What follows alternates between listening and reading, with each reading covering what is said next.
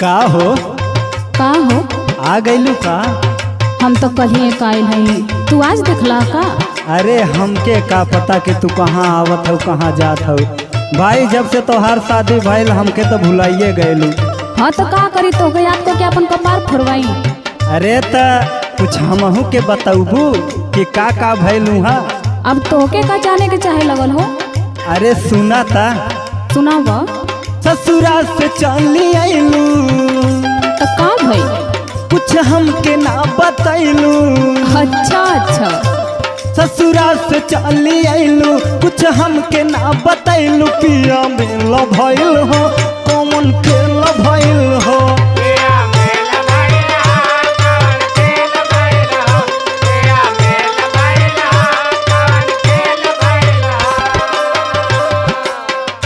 अच्छा तो तोहू कोनो चीज जनले बिना मनबा नहीं है, तू ना सुधर बना।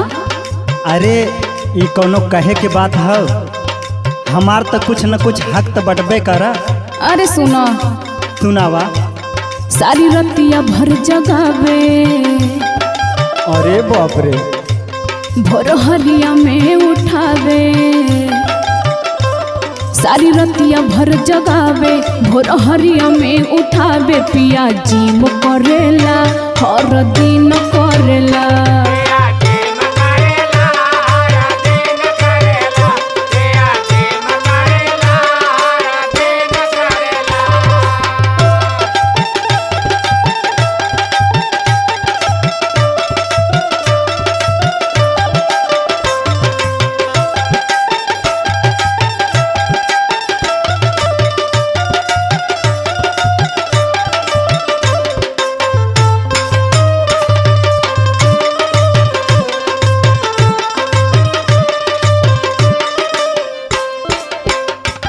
अरे जिम करेला एकर का मतलब होला हो? अरे हो लइकवा ना कुल मुसुकिया फुला के घूमे न हो। अच्छा हाँ हीरो हो हीरो। ई बात बा। एक बात पूछी बतैबू? का पूछो? बतावा। हमरा से कम रह कि हमरा हाथ ज्यादा रहल मिजाज कैसन रहल इरादा।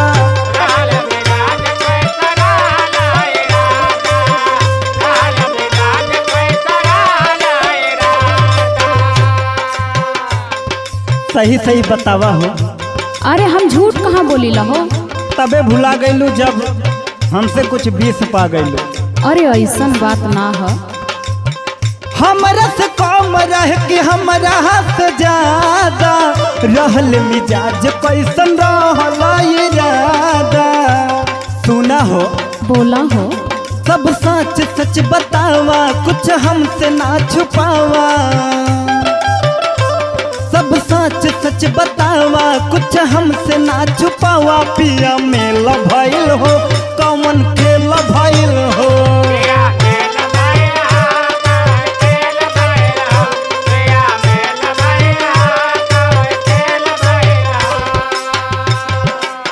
अरे का बताई हो?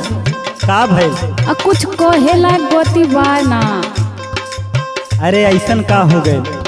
देहिया बस देखो ही में वैसन है। अरे बाप रे बाप। सुनो। सुनावा।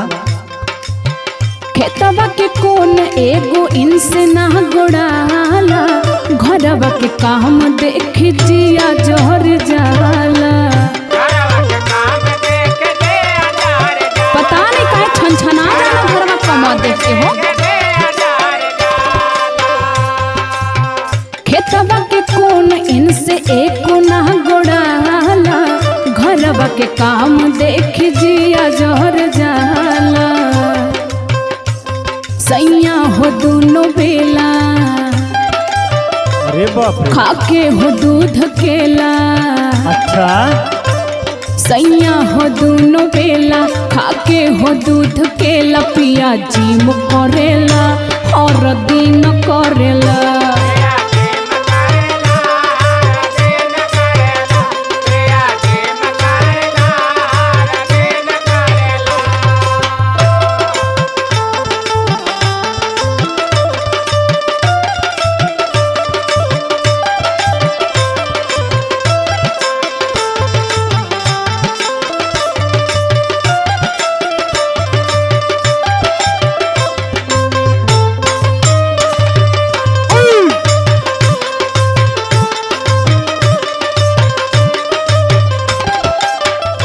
तब तो लागता हमके उनकर अजबे मिजाज बा।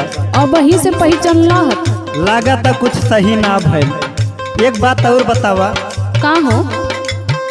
पियवा तोहार करत रहले कामन काम हो, कितना उ दुख दहल कितना आराम हो। कुल दुख हवे तो रहे, आराम कर रहे।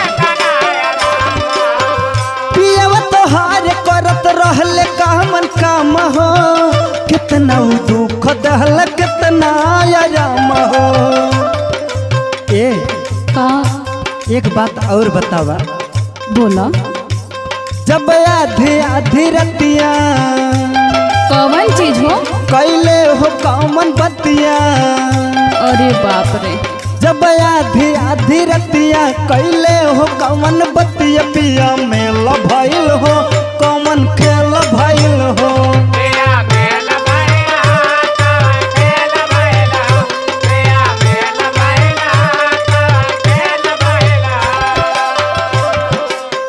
तहरा पता बा का?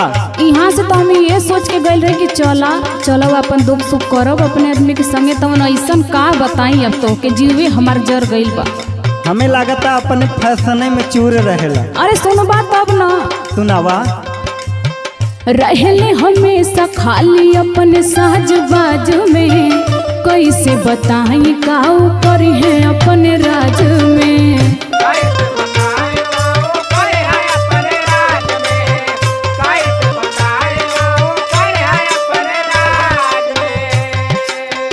एकर माने लागत बहुत दुख बहो।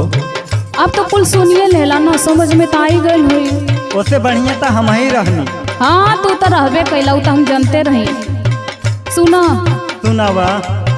रहले हमेशा खाली अपने साजबाज में, कैसे बताई का ऊपर है अपने राज में।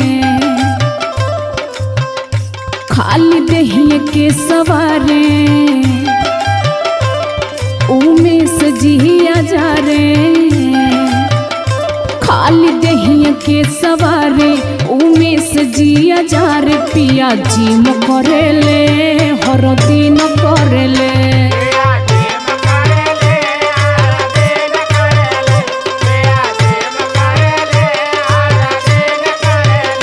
पिया मेल भइल हो कमन खेल भइल हो।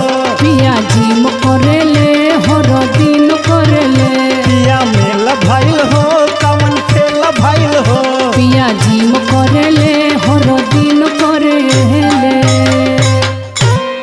अब का बताई, तू तो कुछ जानिए गइला।